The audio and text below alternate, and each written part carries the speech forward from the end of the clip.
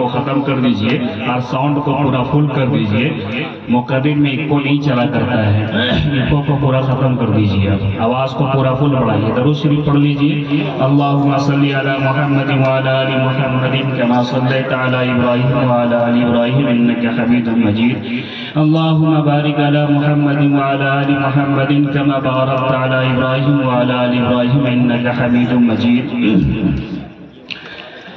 دیکھیے میں کوئی خطبہ نہیں پڑھ رہا ہوں, ٹائم کے نہ ہونے کی وجہ سے آپ لوگوں کے حوالے سے ایک واقعے سے ایک بات ثابت کرتا ہوں, کیونکہ یہ جلسہ صرف آپ مولا اکرام صاحب کے حوالے سے گفتگو ہو رہی ہے کہ مولا اکرام صاحب, لیکن میں جانتا ہوں اس بات کو کہ یہ جلسہ صرف مولا اکرام صاحب کا نہیں ہے بلکہ یہ پورے گاؤں کا جلسہ ہے. پورے گاؤں والوں نے مل کر جلسہ کو سجایا ہے, اس لیے کہ اس سے پہلے تقریباً 2 جلسے ہو چکے ہیں, 2 یا 3, ان تینوں جلسوں میں شریک رہا ہوں. ہر بار دیکھا ہوں جلسوں کو اور جلسوں کی نوعیت کو بھی دیکھا ہوں. یہ جلسہ ماشاءاللہ پورے گاؤں والوں نے مل کر سجایا ہے اور مولا اکرام صاحب اس میں پیش رہے ہیں. اللہ تمام کی محنت کو قبول فرمائے. ان تمام ہی کے حوالے سے صرف ایک چیز کو میں یہ ثابت کرنا چاہتا ہوں, سبھی کی ذمہ داری اور سب اپنی ذمہ داری کو نبھا رہے ہیں. غزوہ تبوک یاد ہوگا, علماء کرام جانتے ہوں گے اور یہ سارے علماء کرام یہاں بیٹھے ہوئے ہیں, انہی کے حوالے سے اسی واقعے پر اپنی بات کو مکمل کر دوں گا. غزوہ تبوک کے حوالے سے جب ان کا اعلان ہوا تھا, بڑا معرکۃ العرا وہ غزوہ تھا, سارے لوگ نکل رہے تھے لیکن چند صحابی وہ پیچھے رہ گئے, چند پیچھے رہ گئے. مختصر عرض کر رہا ہوں, چند پیچھے رہ گئے. واپسی پر اللہ تبارک و تعالیٰ نے جبرائیل امین کو بھیجا اور جبرائیل امین کو بھیج کر ڈانٹ لگوا دی, فٹکار لگوا دی ان کے لیے جو پیچھے رہ گئے تھے, غزوہ تبوک میں نہیں جا سکتے. اور ان کے حوالے سے جانتے ہیں کہ سماجی بائیکاٹ بھی ہوا, ان کو ستونوں میں باندھا بھی گیا, توبہ بھی ہوئی, یہ سارے کچھ ہوئے تھے. اس کے فوراً بعد ایک دوسرے غزوے کا اعلان ہوتا ہے, اس کے فوراً بعد ایک دوسرے غزوے کا اعلان ہوتا ہے کہ اس غزوے میں اس لڑائی میں چلنا ہے. جیسے ہی یہ اعلان ہوا تو اب ڈر کے مارے سبھی لوگ ہر قبیلے سے ہر فرد تمام افراد اپنے نام لکھانے شروع کر دیے, جبکہ اس بار کے اعلان میں اس غزوے کے لیے صرف 500 افراد کی ضرورت تھی. لیکن اس میں جو نام لکھانے شروع کیے, سارے لوگوں نے نام لکھانا شروع کر دیے. وجہ اس لیے کہ غزوہ تبوک میں پیچھے رہ جانے کی وجہ سے فٹکار لگی تھی, سماجی بائیکاٹ ہوا تھا, اس لیے اب ڈر کے مارے سبھی لوگ نام لکھانے لگے. اب یہ سبھی لوگوں کا نام لکھانا مناسب نہیں تھا, سبھی چلے جاتے تو دوسرے کام کون کرتے. اس لیے اب اللہ تعالیٰ نے پھر جبرائیل امین کو بھیجا. جب سارے کے جذبات کو دیکھا رب کائنات نے تو جبرائیل امین کو بھیجا اور یہ کہا کہ ما کان المؤمنون لینفروا کافہ, کہ مومنوں کے لیے یہ صحیح نہیں ہے کہ سب کے سب چلے جائیں, سب کے سب نام لکھا لیں اور سب غزوہ ہی میں چلے جائیں, گاؤں کو خالی کر دے, گاؤں میں کوئی نہ رہے, دوسرا کوئی کام نہ کرے. ایسا نہیں کرنا ہے. تو اب کرنا کیا ہے؟ تو پھر اللہ تبارک و تعالیٰ نے ابھارا, اللہ تبارک و تعالیٰ نے کاموں کی تقسیم کی اور بٹوارا کیا اور بتایا. پھر آگے فرمایا فلولا نفر من کل فرقۃ منهم, کہ ایسا کیوں نہیں ہوتا ہے, ایسا کیوں نہیں آپ لوگ کر لیتے ہیں کہ آپ کے یہاں جتنے قبیلے ہیں ان قبیلوں میں سے کچھ افراد, چند افراد, تھوڑے افراد وہ آ جائیں, نام لکھا لیں. یعنی کہ اگر چھوٹا قبیلہ ہے تو ان میں سے 3 آ جائے, بڑا ہے تو 5 آ جائے, کچھ بڑا ہے تو اس سے زیادہ آ جائے. اس طریقے سے ہر قبیلے میں سے تھوڑے آ جائے اور 500 کی تعداد کو مکمل کر لیا جائے. اس طریقے سے کاموں کی تقسیم کیا. پتہ چلا کہ سب نہیں جائیں گے تو بقیہ کیا کریں گے, تو بقیہ کی ضرورت ہے کہ وہ گاؤں کو دیکھیں گے, کوئی کاروبار کریں گے, کوئی تجارت کریں گے, کوئی دوسرے کام میں لگیں گے, کوئی کھیتی باڑی کریں گے, کوئی کسان کریں گے.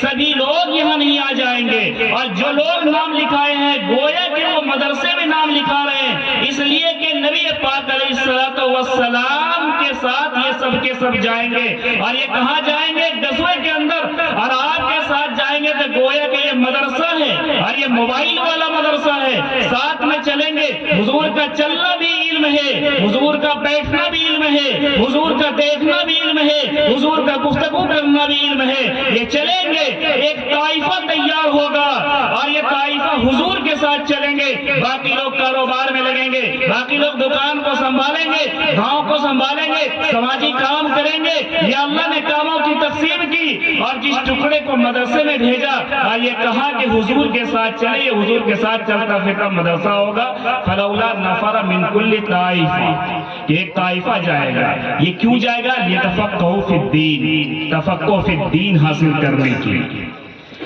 تو پتہ یہ چلا کہ سب کی ذمہ داری ہے، کچھ یہاں کریں گے، کچھ وہاں کریں گے، کچھ مدرسے جائیں گے اور مدرسے میں جا کر علم حاصل کریں گے، اور پھر ان کی ذمہ داری دیا جو مدرسے میں علم حاصل کرنے والے ہیں کہ تمہاری ذمہ داری یہ ہے کہ جب تم وہاں جاؤ علم حاصل کرو تو واپس آ کر اپنے قبیلے والے کو تم وہ بتلانا جو تم وہاں سیکھ کر آئے، یہ ان کی ذمہ داری ہے کہ واپس آ کر سیکھنا، یہ بتلانا ہے۔ اس سے پتہ ایک یہ بھی چلا، اگر وقت ہوتا تو پورے میں بہت سارے مسائل کو ان سے ثابت کر دیتا، اس سے پتہ یہ بھی چلا کہ علم دین یہ عام ہونا چاہیے، علم دین خاص نہیں ہونا چاہیے، ایک گروہ کے اندر علم دین نہیں رہ سکتا، بلکہ وہ گروہ جو سیکھنے کے لیے گیا ہے وہ گروہ واپس آ کر اپنے قبیلے کے اندر بتلائیں گے، آ کر اس کو پھیلائیں گے، کیوں؟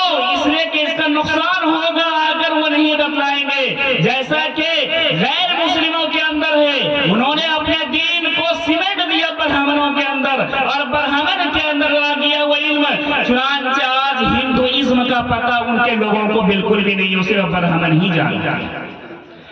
تو اللہ تعالیٰ نے کہا ایسا نہیں کرنا ہے، بہرحال تو سب کے کام کو تقسیم کر دیا گیا، مجھے اس واقعے سے یہ ثابت کرنا ہے۔ دوسرا یہ بتلانا ہے کہ اب بات آ گئی مدرسے کی، تو یاد رکھیے یہ مدرسہ یہ چاہت رسول ہے، وعدہ خداوندی ہے، اور یہ بھی قرآن کریم سے ہے۔ قرآن کریم میں فرمایا گیا لا تحرک بہ لسانک لتعجل بہ، وہاں پر یہ فرمایا گیا جب جبرائیل امین قرآن کو لے کر آتے تھے، قرآن کو پڑھا کرتے تھے تو حضور صلی اللہ علیہ وسلم ساتھ ساتھ پڑھا کرتے تھے، جبرائیل امین ابھی سانس کو نہیں توڑتے تھے کہ اتنے میں حضور فوراً دہرانا شروع کر دیتے تھے۔ تو رب کائنات نے کہا اس طرح جلدی جلدی پڑھنے کی ضرورت نہیں ہے، بلکہ آہستہ پڑھیں، اپنی زبان کو نہ ہلائیں، جبرائیل امین کو پہلے پڑھنے دیں، وہ جب پڑھ کر رک جائیں، پڑھ کر رک جانے کے بعد پھر آپ پڑھیں لا تحرک بہ لسانک لتعجل بہ۔ اچھا حضور نے ایسا کیوں کیا؟ حضور نے ایسا کیوں کیا؟ حضور نے اس لیے کیا کہ ان کی چاہت تھی کہ قرآن کا کوئی حرف چھوٹ نہ جائے، قرآن کی کوئی آیت میں بھول نہ جاؤں، قرآن رہ نہ جائے، اس لیے آپ جلدی کیا کرتے تھے؟ تو اللہ تعالیٰ نے کہا جلدی کرنے کی ضرورت نہیں ہے، اس لیے کہ قرآن کی حفاظت کی ذمہ داری میری ہے، انا نحن نزلنا الذکر وانا لہ لحافظون، کہ قرآن کو ہم نازل کر رہے ہیں اور قرآن کی حفاظت کرنا ہماری ہی ذمہ داری میں، اس لیے لا تحرک بہ لسانک لتعجل بہ، کہ آپ جلدی جلدی زبان کو نہ چلایا کریں، اس لیے کہ قرآن کو جمع کرنا میرے اوپر ہے، میں اس کو جمع کروں گا اور میں اس کو بیان بھی کروں گا۔ تو پتہ چلا کہ قرآن کو بیان کرنا اور قرآن کو حفاظت کرنا اور قرآن کو محفوظ کرنا یہ چاہت رسول ہے اور وعدہ خداوندی ہے، اور اس کی ذمہ داری کو کون نبھا رہا ہے؟ مدرسہ نبھا رہا ہے۔ مدرسہ گویا کہ چاہت رسول ہوا اور وعدہ خداوندی ہوا، اور آگے بڑھ کر میں اس مدرسے کے مرتبے کو ثابت کرنا چاہتا ہوں کہ مدرسے کو آپ کم مت سمجھیے۔ آج ہمارا ذہن یہ بنا ہوا ہے کہ مسجد کا اعلان ہو جائے لوگ چندہ دینے میں بہت آگے بڑھ جاتے ہیں، مسجد کو فوراً بلند کر دیتے ہیں، لیکن جب باری آئی مدرسے کی، مدرسے کے چندے کی بات آتی ہے، گھر گھسنا شروع کر دیتے ہیں، منہ بنا لیتے ہیں، مولیوں کا سامنا نہیں کرنا چاہتے ہیں، جبکہ حضور صلی اللہ सल्लल्लाहु अलैहि वसल्लम ने उम्मत को सबक दिया है कि मस्जिद बाद में है, मदरसा पहले है। जो लोग मदीना मुनव्वरा गए होंगे, जिन्हें अल्लाह ने तौफीक दिया होगा, वो जाकर देखे होंगे मदीना मुनव्वरा के अंदर कि मदीना मुनव्वरा की मस्जिद नबवी को जब बनाया गया तो मस्जिद नबवी को बनाने के बाद साथ में असहाबे सुफ़ा को भी बनाया गया। असहाबे सुफ़ा यानी कि सूफा वालों का मदरसा चबूतरा, ये जो बनाया गया, जो मदरसा बनाया गया, इनका नक्शा किया था। उस नक्शे को देखिए, मस्जिद नबवी को नीचे रखा गया और सूफा यानी कि मदरसे के चबूतरे को ऊंचा रखा गया, बुलंद रखा गया। जिन्होंने मदीना गए होंगे वो देखे होंगे ऐसा क्यों किया हुजूर सल्लल्लाहु अलैहि वसल्लम ने। जबकि मस्जिद नबवी का मर्तबा जानते हैं, 50,000 नमाज पढ़ने के बराबर सवाब मिलता है। अगर एक नमाज आपने मस्जिद नबवी के अंदर पढ़ा तो गोया कि आपने 50,000 नमाज आपने पढ़ी। ये मर्तबा मस्जिद नबवी का। लेकिन उसके बावजूद मस्जिद नबवी की सतह को नीचे रखा और सूफा यानी कि मदरसे के चबूतरे पे एक हाथ ऊपर रखा। पता ये चला कि मदरसा की अहमियत बुलंद है, मदरसा एक हाथ ऊंचा है, यानी कि इल्म वाले एक हाथ पब्लिक से ऊंचे हैं। पब्लिक मस्जिद नबवी में होंगे, उससे बुलंद मदरसे वाले होंगे। मदरसा है तो मस्जिद है, मदरसे वाले हैं तो मस्जिद बाकी है। अगर मदरसा नहीं तो मस्जिद बाकी नहीं रह सकती। ये मदरसा है तो लाल किला है, ये मदरसा है तो कुतुब मीनार की ऊंचाई नजर आ रही है, ये मदरसा है तो आपका ईमान महफूज है। अगर मदरसा नहीं होता तो आपका ईमान भी महफूज नहीं। इसलिए मदरसे को गिरी नजर से नहीं देखा जा सकता। मदरसे वालों को आप फकीर नहीं समझ सकते, मदरसे वालों को आप घटिया नहीं कह सकते। ये मदरसे ने जो काम किया है, सरकार ने कितने पैसे यूनिवर्सिटी और कॉलेजों में लगा दिए, लेकिन वो काम नहीं कर पाए जो मदरसे वालों ने मांग मांग कर किया। चटाइयों पर बैठ कर किया, इन चबूतरों पर बैठ कर किया, अपने आप को फकीर बना कर किया, कोई दूसरा नहीं कर सकता। तो मेरे दोस्तों याद रखिएगा कि मदरसे के खिलाफ कभी नहीं होना है, मदरसे के खिलाफ कभी नहीं जाना है। अगर मदरसे के खिलाफ जाएंगे तो यकीन मानिए हलाकत और बर्बादी हमारा मुकद्दर होगी, हम तरक्की नहीं कर पाएंगे। और एक बात मैं और कहकर अपनी बात पूरी करना चाहता हूँ कि मदरसे के खिलाफ सबसे पहले कुफार मक्का ने कदम उठाया था, मदरसे को बंद करने की कोशिश की। जब नबी पाक अलैहिस्सलातु वस्सलाम ने दारे अरकम में मदरसे को कायम किया तो दारे अरकम से मदरसे को उखाड़ फेंका ये कुफारे मक्का ने। तो मदरसा यहाँ से उठकर शेब अबी तालिब में चला गया, शेब अबी तालिब में मदरसा चला। कुफारे मक्का को यह भी बर्दाश्त न हुआ तो कुफारे मक्का ने शेब अबी तालिब से मदरसे को भगा दिया। ये मदरसा उठकर मदीना चला गया, कुफारे मक्का को वहां भी बर्दाश्त नहीं हुआ। गज़वे बदर में बुलाकर मदरसे वालों को मारना चाहा कि इनको खत्म कर दिया जाए। हुजूर सल्लल्लाहु अलैहि वसल्लम मदरसे वाले को लेकर गज़वे बदर में पहुंचे हैं। जब देखा गज़वे बदर में कि सामने 1000 की तादाद है और इधर सिर्फ मदरसे वाले 313 हैं, हुजूर समझ गए पता नहीं आज किया होगा।